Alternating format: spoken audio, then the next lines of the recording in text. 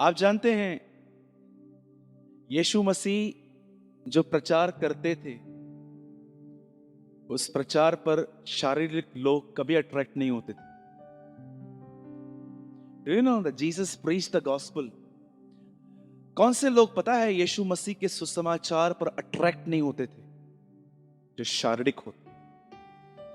अगर आपको चर्च में ये सुनते हुए मजा आता है कि मुझे परमेश्वर बहुत अमीर करेगा, मुझे परमेश्वर बड़ा घर देगा, मुझे परमेश्वर सैमसंग से लेके एक आईफोन लेके देगा, मैं आपको बताना चाहता हूं शारीरिक लोग शारीरिक सुसमाचार पे बिलीव करते हैं। लेकिन जो लोग उसकी बातों पे अट्रैक्ट होते हैं कि जो यीशु प्रचार करता था, क्रूस उठाने का, आत्मा में जीने का, पत्थर का दिल निकाल के तुम्हें मांस का हृदय तुम्हारे पास वो होना चाहिए, वो लोग सच में आत्मा के उस सुसमाचार से प्रेम करते हैं। इसीलिए आप देखेंगे जहां कहीं भी वह सच्चा सुसमाचार प्रचार होता है उसका चिन्ह जानते हैं क्या होता है? आपको कैसे मालूम पड़ेगा कि सच में इस कलीसिया के अंदर सच्चा प्रचार हो रहा है कि झूठा प्रचार हो रहा है, आत्मिक प्रचार हो रहा है कि शारीरिक प्रचार हो रहा है? याद रखना, जहां कहीं भी वह प्रचार होगा जो यीशु मसीह करके गया, उसका एक साइन होगा, वहां पब्लिक कम होगी। बोलो जय मसीह की। लेकिन जहां पर शारीरिक प्रचार किया जाएगा, प्रभु में आओ आपके काम हो जाएंगे, प्रभु में आओ ये हो जाएगा, प्रभु में आओ ये हो जाएगा, आप वहां पर देखो इतने लोग हैं कि आप गिन नहीं पाओगे। और मैं इस बात से बिल्कुल भी अचंभित नहीं होता हूं कि यहां पर इतने लोग, यहां पर इतने लोग, जबकि प्रभु यीशु मसीह सिर्फ 11 लोगों को इकट्ठा कर पाया, तो हम ज्यादा कैसे कर पाएंगे? मैं आपसे सच पूछता हूं, ध्यान दीजिए इस बात पे। आपको वो प्रचार सुनने में मजा आता है जो आप बाइबल में पढ़ते हो, कि आपको वो प्रचार पसंद है जो आज किया जाता है? सच बताइए।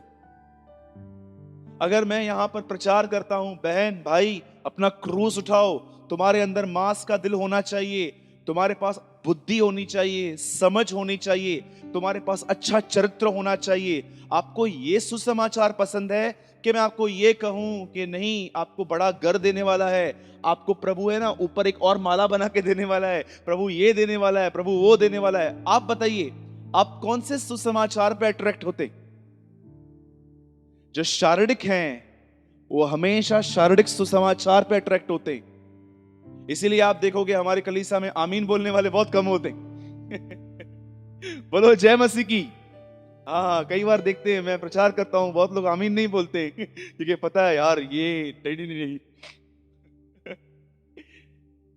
मैं आपको एक सच बात बताता हूं, मैं आपको बताऊं प्रभु में आपके लिए क्या पड़ा है, कितने लोग सुनेंगे? कभी आपने एक आदमी जिसकी डेथ हो गई, कभी आपके साथ ऐसा हुआ है कि 5-6 घंटा पहले वो आपसे मिला था और कुछ उसने आपसे कहा था और 6-7 घंटे के बाद आपको मालूम पड़ा ये मर चुका है? या कभी आपके साथ ऐसा हुआ है कि 2-3 दिन पहले आप किसी आदमी से मिले और उसने आपसे कुछ बात की थी और सडनली आपको मालूम पड़ा इसकी डेथ हो गई? मैं आपको सच कहता हूं, बहुत सारे लोग जब उनको पता चलता है ना कि मैं बीमार पड़ चुका हूं, अब मैं कभी भी जाता हूं, जानते हो क्या करते हैं? सबको बुला के उनके सर पे हाथ रखते हैं। मैंने अपने लाइफ में न्यूमरस टाइम ऐसा देखा है कि जब कोई आदमी बीमार था और मैं उससे कभी मिलने के लिए गया ना, तो उन्होंने जाते जाते मुझे ये कहा कि तुझे बहुत आशीष मिलेगी, तुझे बहुत कुछ मिलेगा।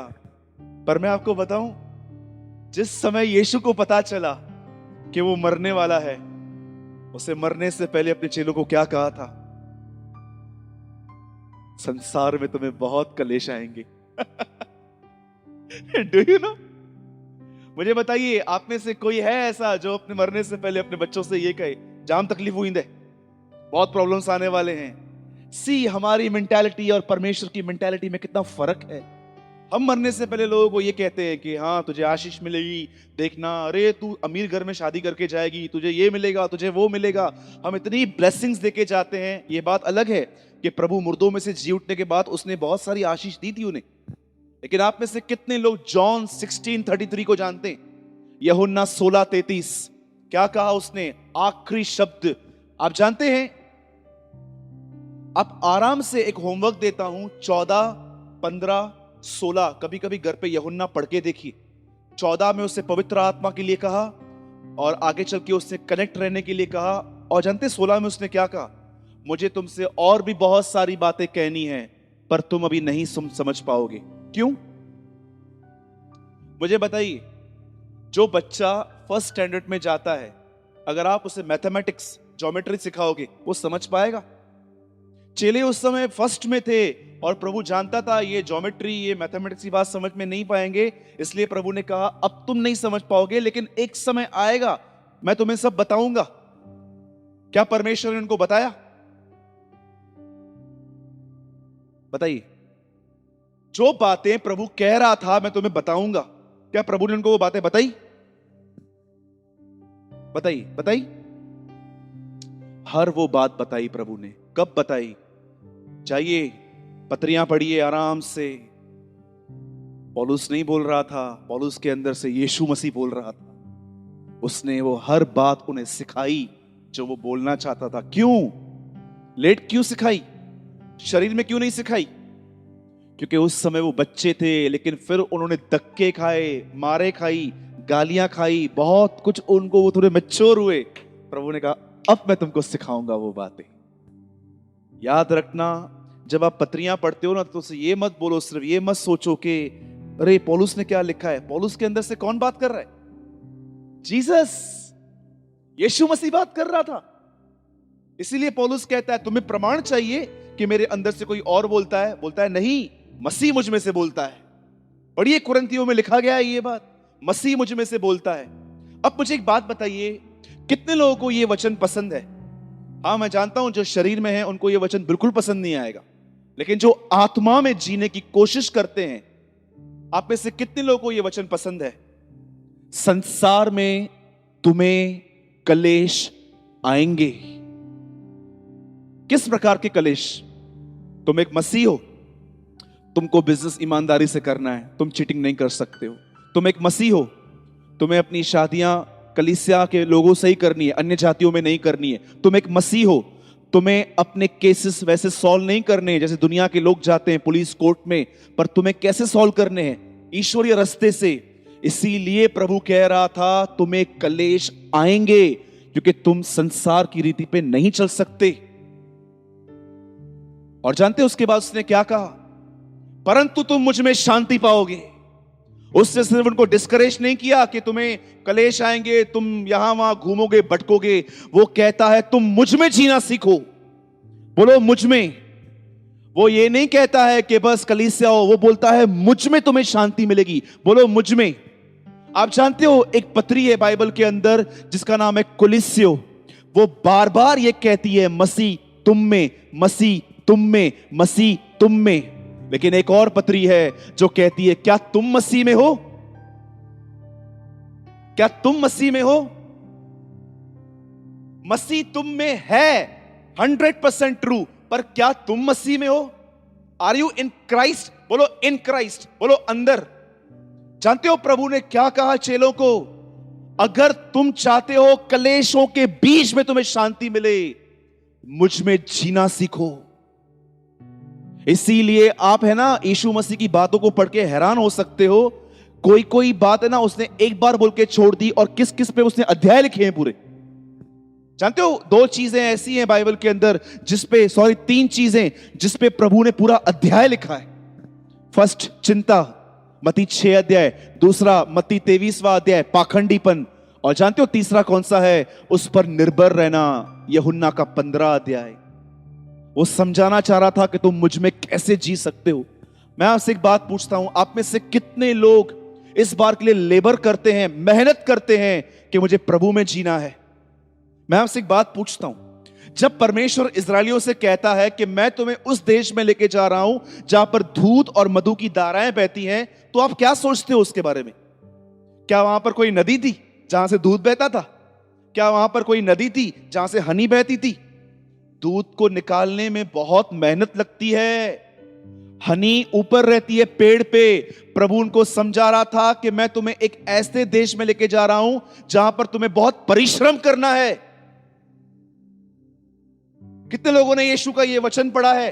बाइबल कहती है यीशु ने कहा नाशवान भोजन के लिए नहीं, परंतु उस भोजन के लिए परिश्रम करो जो मनुष्य का पुत्र तुम्हें देगा। आप मुझे बताइए, कितने लोग परमेश्वर के वचन को पाने के लिए परिश्रम करते हैं? जानते हो वो परिश्रम क्या है? क्या है वो परिश्रम? मैं आपको सच कहता हूं, उस परिश्रम न करने की वजह से ही लोग आज स्पिरिचुअली डेड है।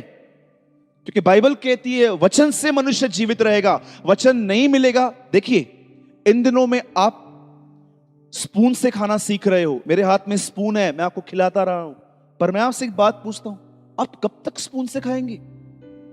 क्या आपको इच्छा नहीं होती है कि ब्रदर को जैसे वचन मिलता है वैसे मुझे भी मिले ना ब्रदर?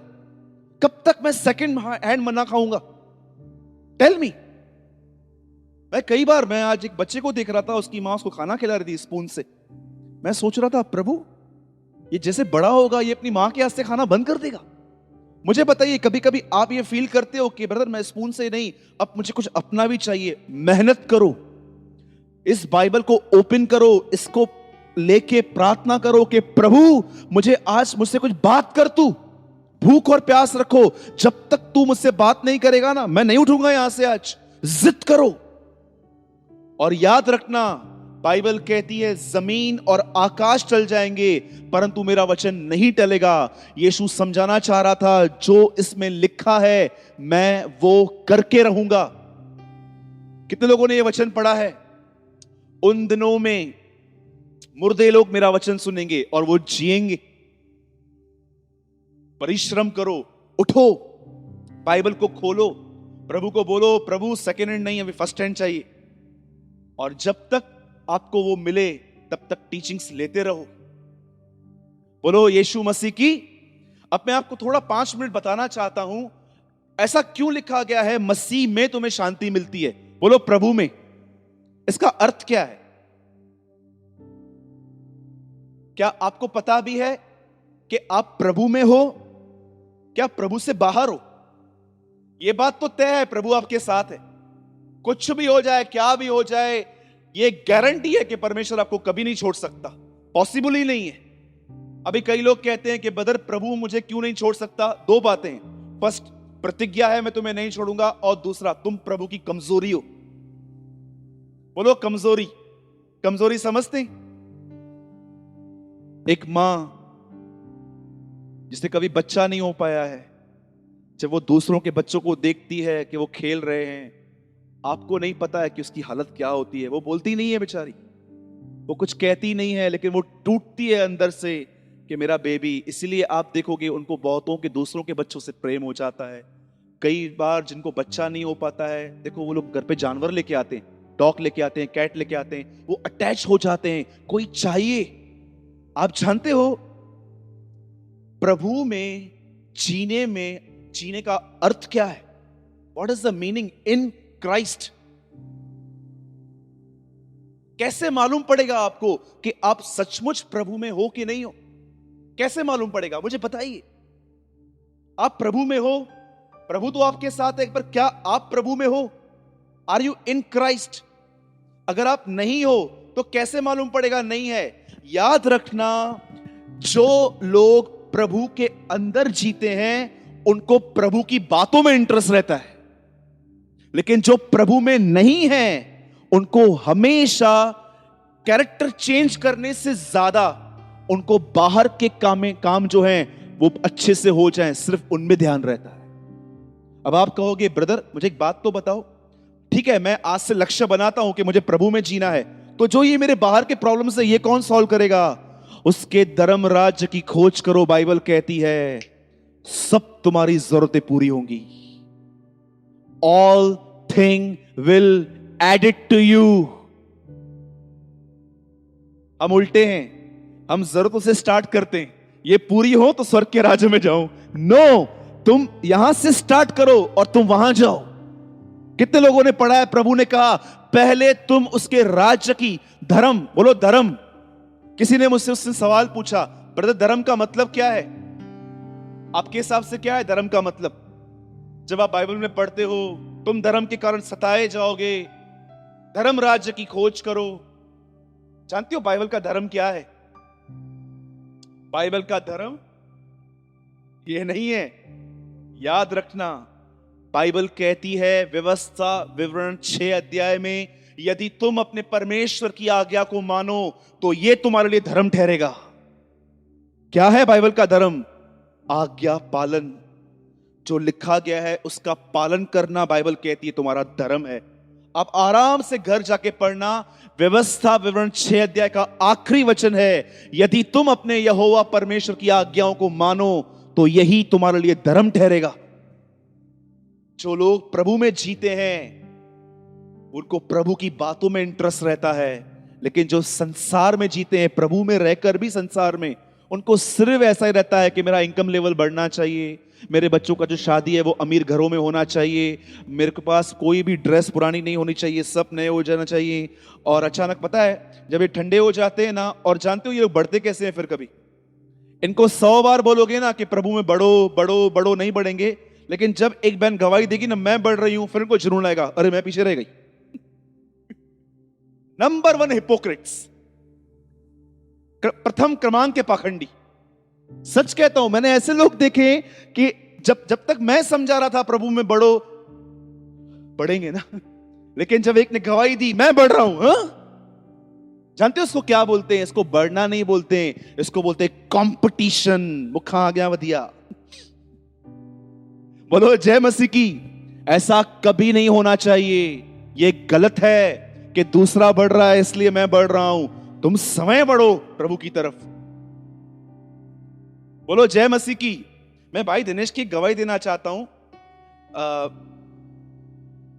हम लोग दोस्त तो बहुत टाइम से, लेकिन हम जो करीब है ना, अभी जितना 1.5 साल से आए हैं ना, पहले कभी नहीं थे। मैं इस भाई की गवाही देता हूं, ये मुझे देख के नहीं बढ़ा है। जानते हो ये किस चीज की तरफ देख के बढ़ा है? इससे सच्ची में समझा कि प्रभु ने क्रूस पे मेरे लिए क्या कीमत चुकाई है। सच कहता हूं, हम लोग स्टार्टिंग के डेज जो है ना, हम सारा दिन प्रभु की मृत्यु के लिए बात करते थे, उसके पुनरुत्थान के लिए बात करते थे। मैं कई बार देखता था इस भाई को, मैं यीशु के लिए बताता था, ये रोता था, रोते रोते काम करता था। तब वहां से सीरियस हुआ कि यार क्या ट्रुमेंडस प्राइस पे किया गया है मेरे लिए क्रॉस पे, और मैं ऐसा जीवन जी रहा हूं। नहीं ब्रदर, मैं उन विश्वासियों में नहीं हूं जो सिर्फ 2 गीत गाएंगे, कलीसिया आएंगे, कुछ ऑफरिंग में जाएंगे। नहीं ब्रदर, यहां मेरा जीवन है। मैं प्रभु को बोलूंगा ये ले, ये तेरा आदर है।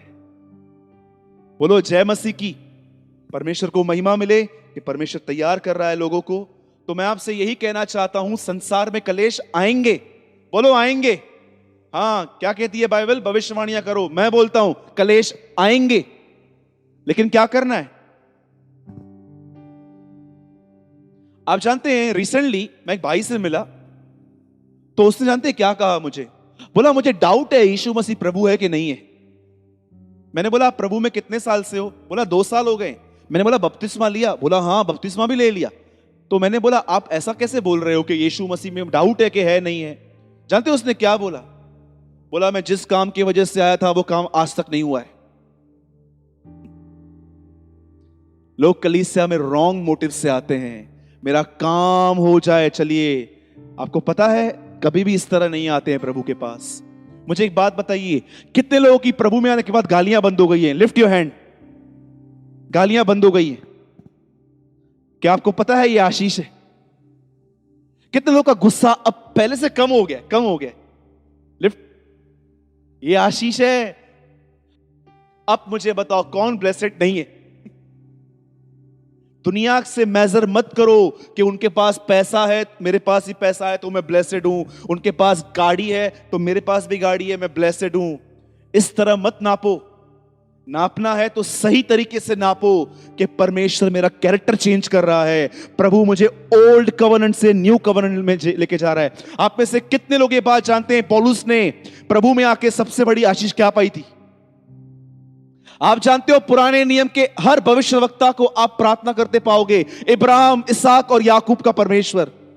पर मुझे बताइए, प्रेरितों के काम में जहां पर पवित्र आत्मा उतरा, उसके बाद आप पौलुस की पत्रियों में पढ़ो, क्या किसी भी पौलुस की पत्रियों में आपने पौलुस के लिए पढ़ा जो पौलुस कहता है इब्राहिम, इसहाक और याकूब का परमेश्वर? एक बार नहीं पढ़ोगे। जानते हो क्या बोलते हैं? पुराने नियम के लोग बोलते रहे इब्राहिम, इसहाक और याकूब का परमेश्वर। इन द न्यू टेस्टामेंट पौलुस कहता है हमारे यीशु मसीह का पिता।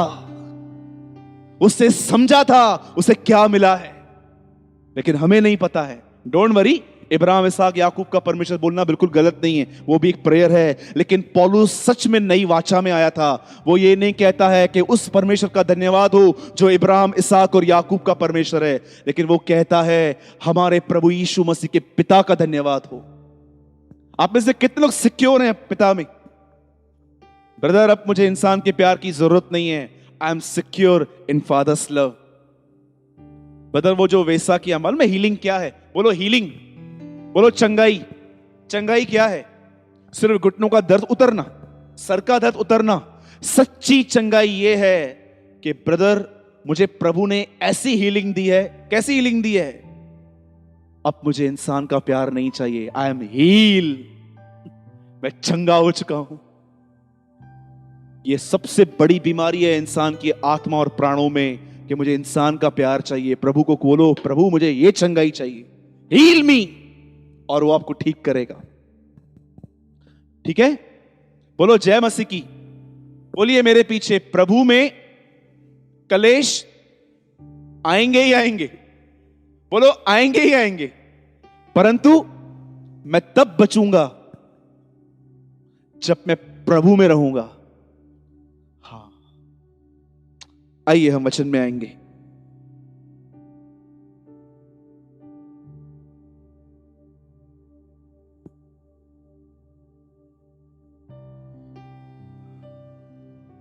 सेकंड कुरिन्थियों चैप्टर 11।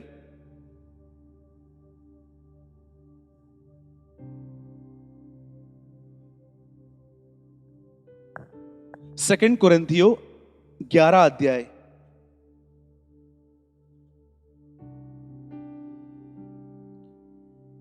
आज मैं आपको समझाना चाहता हूं कि इंसान की शांति कैसे चुराई जाती है। हम तो किसी की नहीं चुराते हैं, लेकिन शैतान आपके अंदर से शांति कैसे लेके जाता है। राइट? आइए सेकंड कुरिन्थियों 11 अध्याय। मैं विश्वास करता हूं कि परमेश्वर आज सबसे बात करेगा। आमीन। अब बार बार आमीन बोलना सीखिए। आइए हम सब खोलेंगे सेकंड कुरिन्थियों चैप्टर 11। कोई पढ़िए उसका 3 वचन।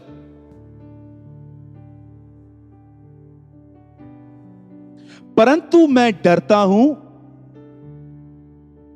कि जैसे सांप ने अपनी चतुराई से हवा को बहकाया।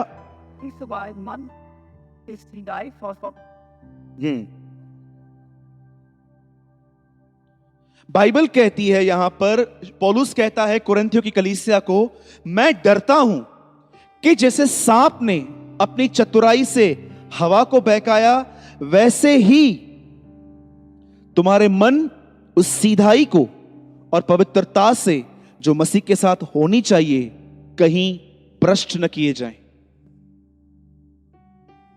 सब ध्यान दीजिए। अभी क्या जरूरत पड़ी एक कलीसिया को उत्पत्ति की बात लिखने की? आप जानते होंगे नए नियम के अंदर पुराने नियम की बहुत सारी बातें हैं। जैसे कि यीशु मसीह ने निकोदेमुस से एक बार कहा, जैसे मूसा ने सांप को चढ़ाया था वैसे मैं भी चढ़ाया जाऊंगा। यीशु ने कहा जैसे मंदिर में याजक का खाना दाऊद ने खाया था, वैसे ही सबत के दिन कुछ ऐसे मैटर पे प्रभु यीशु ने बात की। मैं आपको सच कहता हूं, जब आप नए नियम में पुराने नियम की बात पढ़ते हो ना, तो आप समझ जाना वहां पर मैटर बहुत सीरियस था। It's very serious matter. जब आप ये देखते हो ना कि यीशु ने या पौलुस की पत्रियों में किसी बात को समझाने के लिए वचन को यूज किया गया, आप समझ जाना वो पॉइंट जो है ना, मतलब उसमें जीवन छुपा हुआ है। ठीक है, मैं स्टार्ट करता हूं, सब ध्यान दीजिए। बाइबल कहती है परमेश्वर ने 5 दिन में सृष्टि बनाई, 6वें दिन उसने मनुष्य बनाया। आप ये भी कह सकते हो कि परमेश्वर ने 6वें दिन अपना घर बनाया। राइट? अपना घर कौन था? हम उसके घर हैं। परमेश्वर ने 6वें दिन अपना घर बनाया। और जानते हैं उसके बाद क्या हुआ? बाइबल कहती है कि प्रभु ने उनको एक घर दिया, अदन की वाटिका, और वो वहां पर आया और वो दोनों वहां पर रहने लग गए। उसके बाद क्या हुआ? बाइबल कहती है शैतान सांप के रूप में आया। बोलो सांप। मैं आपसे एक बात पूछना चाहता हूं, शैतान ने हवा को पाप में गिराने के लिए सांप को ही क्यों चूज किया? क्या उन दिनों में सिर्फ सांप ही थे? बताइए, हाथी, घोड़ा, कुत्ता, इनमें से किसको भी नहीं लिया गया? सांप को क्यों यूज किया गया? इट्स वेरी सिंपल, पेड़ पे चढ़ना था। बोलो जय मसीह की। जानते हो, मैं ऐसे बिलीव करता हूं, मैंने एक मूवी में देखा था कि कैसे वो एक ट्री के नीचे खड़ी थी और वो ऊपर चढ़ के उससे बात करने लगा। अब थोड़ा ध्यान दीजिए, बाइबल नहीं बताती है, जस्ट इट्स इमेजिनेशन। सुनिए, बाइबल कहती है सांप के वश में, आप जानते हैं ना, सांप के अंदर शैतान आके हवा से क्या बोलता है? बताइए, आइए सब रिपीट कीजिए अपनी स्टडी। क्या कहता है उसको आके? क्या ये सच है कि परमेश्वर ने कहा है कि इसमें से किसी का भी फल मत खाना? और हवा क्या बोलती है? नहीं, ऐसा नहीं है, परमेश्वर ने कहा है सिर्फ एक को छोड़ के। उसके बाद जानते हैं क्या कहा शैतान ने? तुम निश्चय न मरोगे, खाओ इसे। उसके बाद हवा ने खाया। उसके बाद बाइबल कहती है वो अलग, वो उनके जो वस्त्र थे, जो उनकी महिमा थी, वो चली गई और वो नंगे हो गए और वो वहां पर छुप गए। मैं आपसे एक बात पूछता हूं, सच बताइए, हवा से पहले पाप करवाया गया कि हवा का पहले मन बदला गया? Tell me. पहले पाप। शैतान इतना सयाना है, इतना शाना है, वो जानता है कौन कैसे पाप में गिरता है, उसको पता है कौन कैसे परेशान होता है। उसने आपके ऊपर इतनी स्टडी की है, इतनी स्टडी की है, वो जानता है कि इस आदमी को कौन से विचार दूं जिसमें ये खो जाएगा। आपको पता है, अगर वो हवा के सामने ऐसे आता और कहता हवा फल खा, हवा कभी नहीं खाती। उसे ये पता है आप में से बहुत सारे लोग परेशान जल्दी नहीं होंगे, लेकिन कैसे इनको परेशान करना है, कैसे इनके पास के पाप इनको याद करवाने हैं, कैसे इनके प्रेजेंट जो मैटर्स हैं इनके मन में आहिस्ते आहिस्ते घुसाने हैं। उसके बाद ये डिस्टर्ब होंगे, इनका फोकस टूटेगा, ये शांति खो बैठेंगे, उसके बाद ये पाप करेंगे। He know very well कि वो कैसे गिरता है।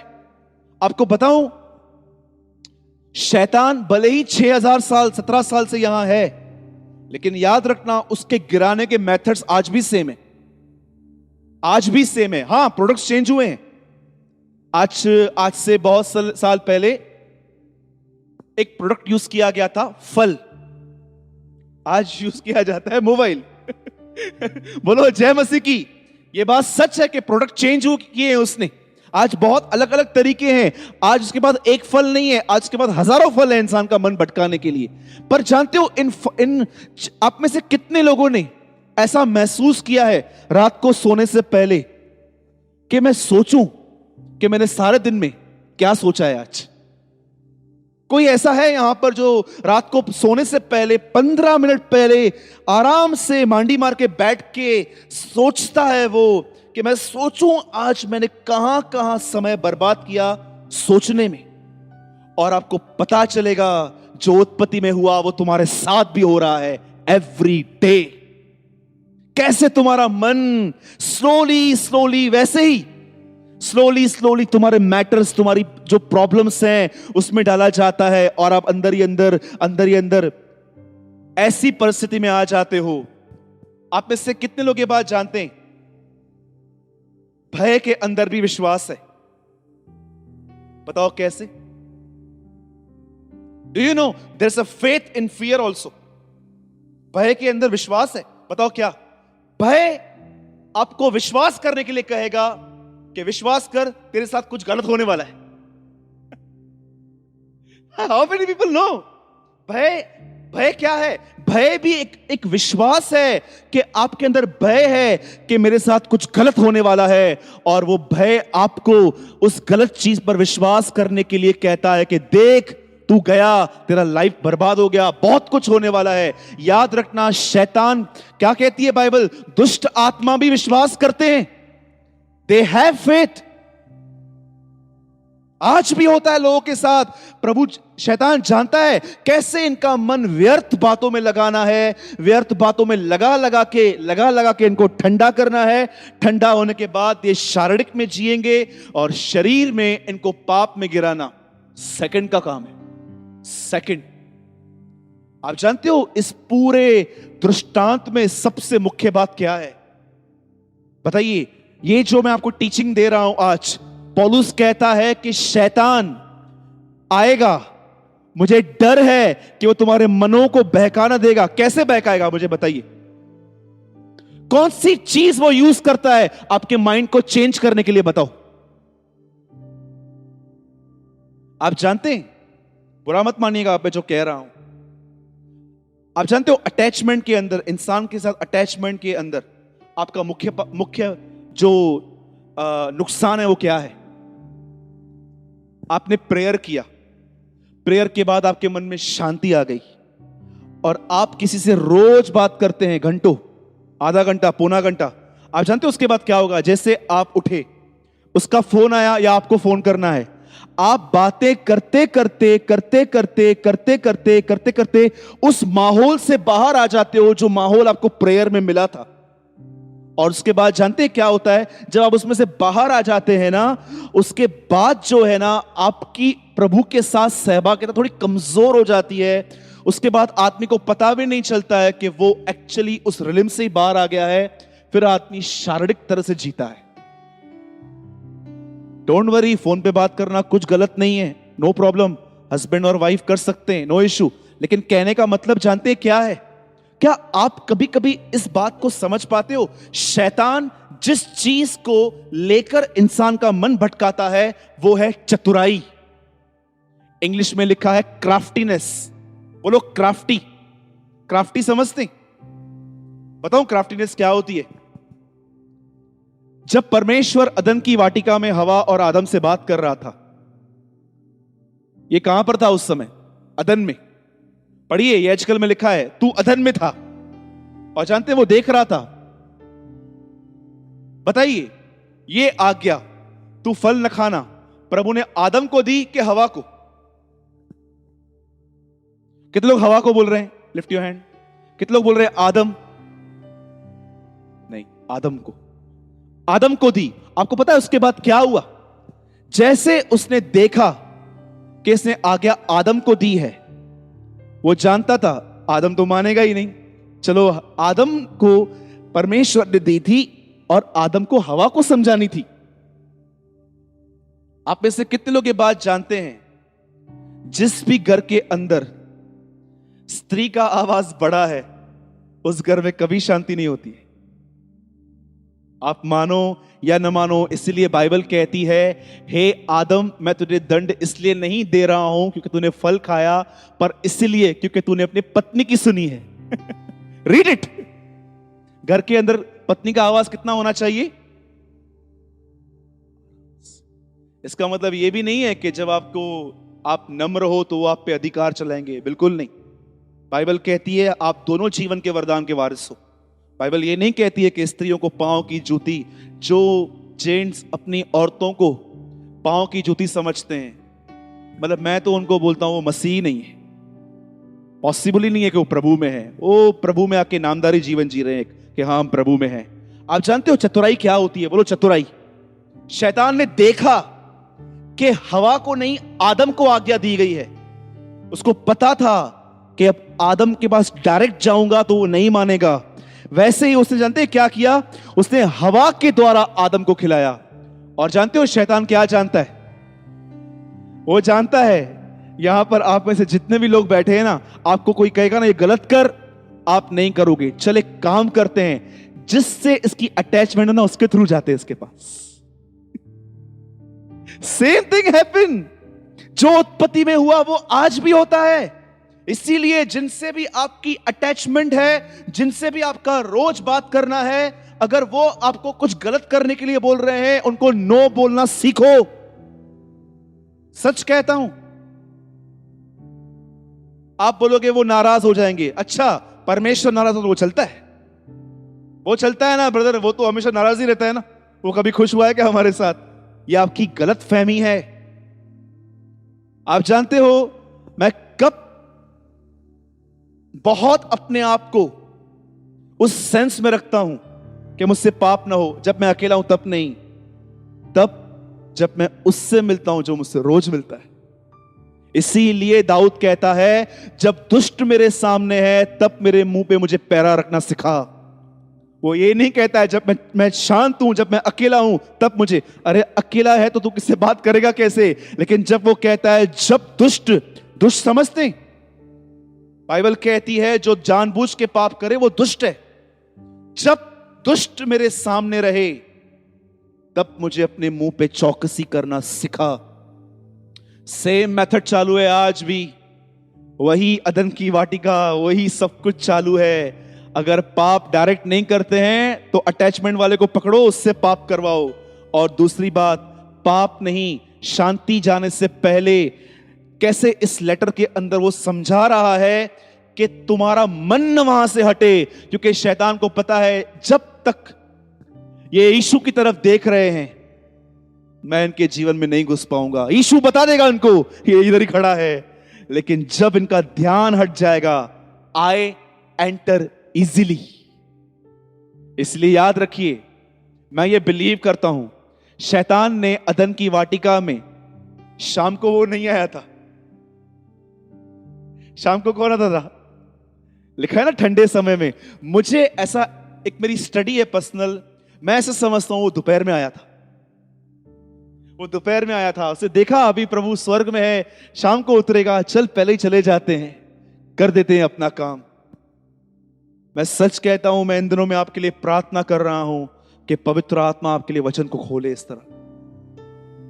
कितने लोगों ने आज समझा? एक लास्ट बात बोल के मैं खत्म कर रहा हूं, लिसन। वह अच्छे से जानता है कि आप कौन सी बातों से परेशान होते हैं। वो अच्छे से जानता है कि आपकी किन लोगों से अटैचमेंट है। वो अच्छे से जानता है कि आपकी कौन सी कमजोरियां हैं। और याद रखना, वो सारा दिन कोशिश करेगा आपके फोकस को चेंज करने की। और जब आपका फोकस चेंज हो जाएगा, 99% मसीह लोग उस फोकस में से जो उन्होंने खो दिया उसमें वापस घुसने की कोशिश नहीं करते हैं, फिर वो चले ही जाते हैं उसमें। याद रखिए, संभालिए। पौलुस कहता है यह जीवन का वचन है। अगर आपने इसको नहीं समझा, मैं आपको सच कहता हूं, जीवन भर आपको धक्के खाने पड़ेंगे संसार के, शैतान के। इसलिए बाइबल को आराम से पढ़ो, आराम से पढ़ो, उसको समझो क्या कहती है बाइबल। क्या जो अदन की वाटिका में हुआ, क्या वो आपके साथ तो नहीं हो रहा है एवरी डे? कि ब्रदर हाँ बात तो सही है, रोज मेरा मन मेरी चिंताओं में लगा दिया जाता है, यहां लगा दिया जाता है, और जब मैं रात को सोता हूं मुझे मालूम भी नहीं पड़ता है। आई वेस्ट माई ऑल डे। आप जानते हैं, आप बाइबल बंद कर दीजिए, मैं चाहता हूं सब यहां देखिए 1 मिनट के लिए। आप प्रे करो, प्रभु मुझे शुगर है, मुझे ठीक कर। प्रभु आपको ठीक कर देगा। आप प्रेयर करो, मेरा बच्चा पहले प्रभु में था अब प्रभु में नहीं है, उसको वापस ले आ, प्रभु ले आएगा। आप प्रार्थना करो कि प्रभु मेरे पति को अच्छी सेहत दे, प्रभु दे देगा। पर मैं आपको बताऊं, 2 प्रेयर्स के आंसर इस हॉल में कोई भी करे कभी नहीं आएंगे। फर्स्ट, आप यीशु से कहो तेरे आने की डेट बता कभी नहीं बताएगा वो। और दूसरी, आप प्रभु से कहो 2000। इसलिए बाइबल कहती है समय को मूल्यवान समझो। Time is very valuable. Bombay में घूमिए, आपको पता चलेगा समय का क्या मूल्य है, और हम सारा सारा दिन व्यर्थ बातों को सोचने में बिता देते हैं। प्रभु की दृष्टि में एक दिन 1000 वर्ष के समान है। पतरस कहता है कि जब स्वर्ग में, जब पृथ्वी पर 1000 साल पूरे होते हैं, तब स्वर्ग में सिर्फ एक दिन पूरा होता है। पतरस कहता है, उसका चेला कहता है कि जब पृथ्वी पे 1000 ईयर्स पूरे होते हैं, तब स्वर्ग में सिर्फ एक दिन पूरा होता है। प्रभु की दृष्टि में एक दिन 1000 वर्ष के समान है। बोलो जय मसीह की। अपना समय, और अगर आप ये कहते हो ब्रदर मुझे एक बात तो बताओ, मेरे पास समय है, मैं कैसे यूज करूं मुझे बताओ। रीड गॉड्स वर्ड, प्रभु का वचन पढ़ो। दूसरा, प्रेयर करो। तीसरा, अगर आपके पास एक अच्छा फोन है, सेल में बैठ के सॉन्ग सुनो। उसके बाद कोशिश करो, कौन है डिस्करेज, उससे मिलो, उसको परमेश्वर का वचन शेयर करो। आप बहनें जो बैठी हैं, सोचो कि कौन है जो 1 महीने से चर्च में नहीं आया है, उससे बात करो। बहन सब ठीक है? आप भाई लोग देख रहे हो किसके पास जॉब नहीं है, ये नहीं है, वो नहीं है, उनसे बात करो। समय को सही से इस्तेमाल करो। बोलो जय मसीह की। अब में से कितने लोग समझे आज का वचन? अब मैं आपसे क्वेश्चन पूछ के मीटिंग ओवर करता हूं। सच बताइए, जो उस अदन की वाटिका में हुआ, आप में से कितने लोग ये बोल रहे हैं ये मेरे साथ भी होता है? मैं पहला हूं यहां। हर दिन ब्रदर मैं देखता हूं, मेरा फोकस चेंज करने की इतनी कोशिश की जाती है, मेरे सामने बार बार बार बार मेरी परिस्थितियां लाई जाती हैं ताकि मैं उनको देखूं और मैं प्रभु से दूर हो जाऊं। मन में प्रभु साथ में ही है, लेकिन मन में। मैं आपको सच कहता हूं, यह वचन आज एक वार्निंग के हिसाब से लो कि हां यार, प्रभु ने आज मुझसे बात की है कि मेरा मन इन दिनों में कहां है। यीशु मसीह की, प्रभु आपके साथ है, वह आपसे प्रेम करता है, और वो बिल्कुल नहीं चाहता कि आप उन बातों की तरफ ध्यान दो जो शैतान आपको दिखाता है, पर वो यह चाहता है आप उन बातों की ओर ध्यान दो जो वो आपको दिखाना चाहता है। आज मैं एक वचन पढ़ रहा था जिसमें लिखा था, धन्य हैं वे जो नम्र हैं, वे पृथ्वी के अधिकारी होंगे। क्या मतलब है इसका?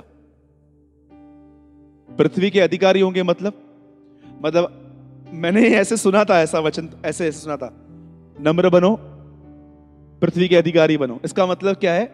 सबके साथ में आराम से बात करो और किसी दुकान पे जाओ, वहां पर पैर रख के आओ, बोलो प्रभु पृथ्वी के अधिकारी होंगे, ये दुकान मेरी। इस तरह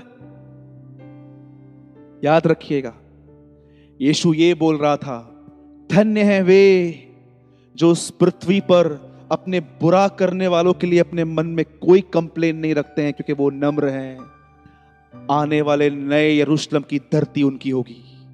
जीसस प्रीच। अब अंदर गया, धन्य हैं वे जो अपने सताने वालों के लिए अपने अंदर कोई कंप्लेन नहीं रखते। आने वाला जो जगत है स्वर्गदूतों का, जिसमें सब अनंत जीवन का जो जमीन है, वह राज्य उनका होगा। बोलो जय मसीह की।